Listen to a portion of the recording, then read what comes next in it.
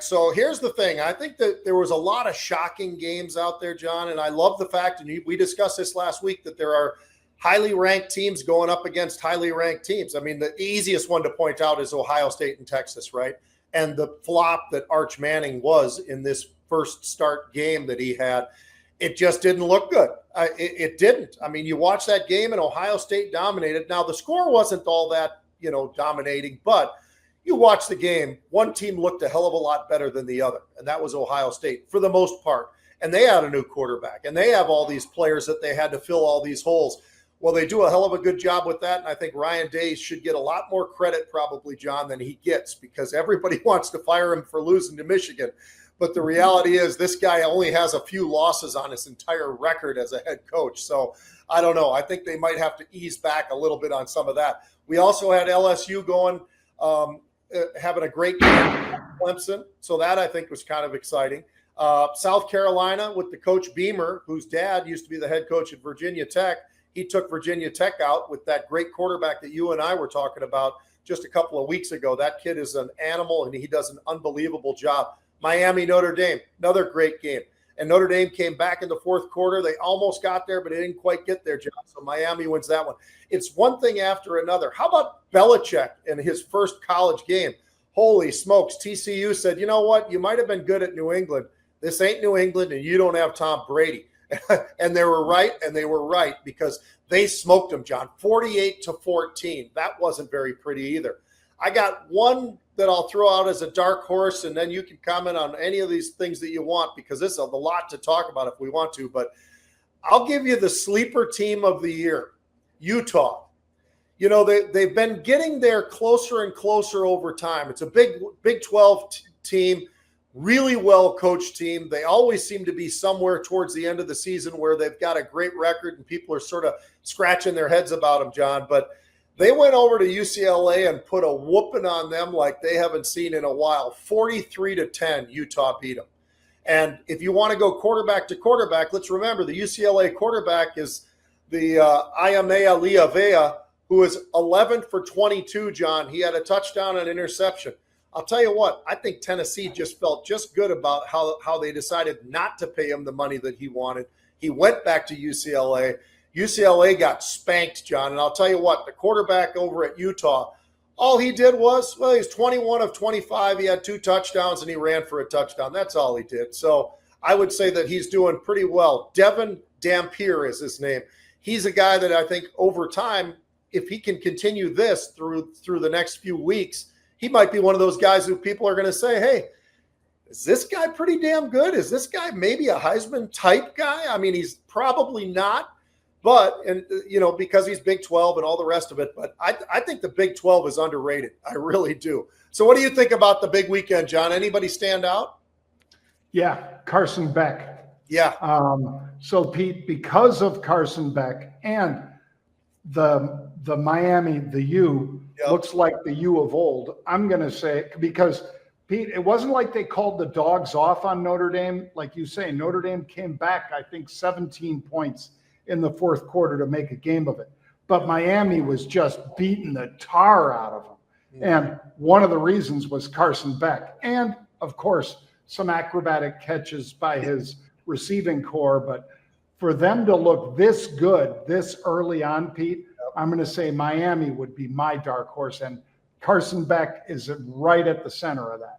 He is good. He's one of those guys that, you look at him, he doesn't really look the role or whatever, blah, blah, blah. But there's a reason they gave him the kind of money they gave him in NIL, John, to come down to Miami and be their quarterback. And I think he showed up pretty well against Notre Dame, who's a great team, really well coached. They got talent everywhere. They got, offensive side, defensive side, all of it. But, yeah, Miami sure did look good. Secondly, how about this? Where do we stand on the Micah Parsons thing?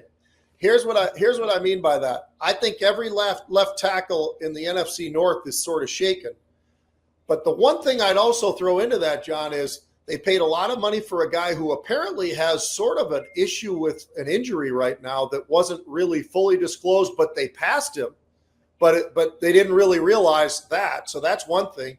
Plus $180 million. I mean, that's a real number, I would say.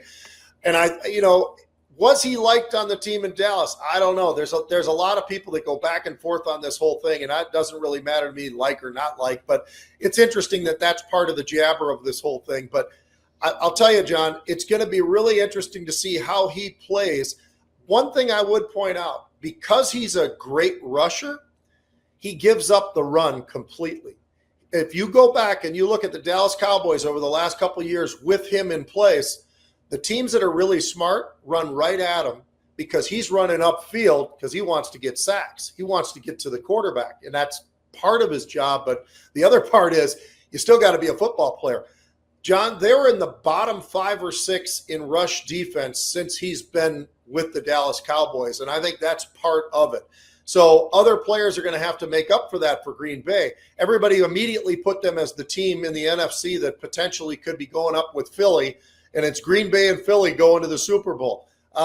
Slow the Jets just a little bit. I still think the 49ers look pretty damn good. I think the Tampa Bay Buccaneers look pretty damn good. I think there are a number of teams. Washington still looks pretty damn good. There's a number of teams out there, John, who I think could be battling for this thing. And I didn't even say the Detroit Lions yet, so I'll say Detroit Lions as well. I don't know that this one trade made Green Bay as good as the rest of the world thinks they did. Yeah, and you and I were, among the few perhaps that were calling for this trade. Yeah, maybe not the trade to Green Bay, but we said if you can get a couple first rounders and a player, and they did get a great run-stopping player, Pete, to your point about what Dallas really needed. They got that. They've got a couple first rounders, and they didn't have to give $120 million guaranteed and $180 million contract to a guy that is a great player. I don't have any issue with the way Micah has performed, but I think that the better deal was had by the Cowboys rather than the Green Bay Packers. Time will tell, but this is one area that Jerry has been really good at. Jerry Jones, of course. And when he had traded in the past and got value, as in draft picks and players, he turned it into Super Bowl wins. Mm-hmm. If he does the same thing with this one, I'm not saying he will, but if he does the same thing with this one, judge him on it next year and the year after. And the fact that he cleared all that space on the what otherwise would have been salary cap, and instead now is Green Bay's problem. Yeah. Last thing I'll say about the whole thing, John, and I don't know if this was done on purpose or not, but Jerry at the press conference was calling him Michael, not Micah. I think it was just a little, but I don't know.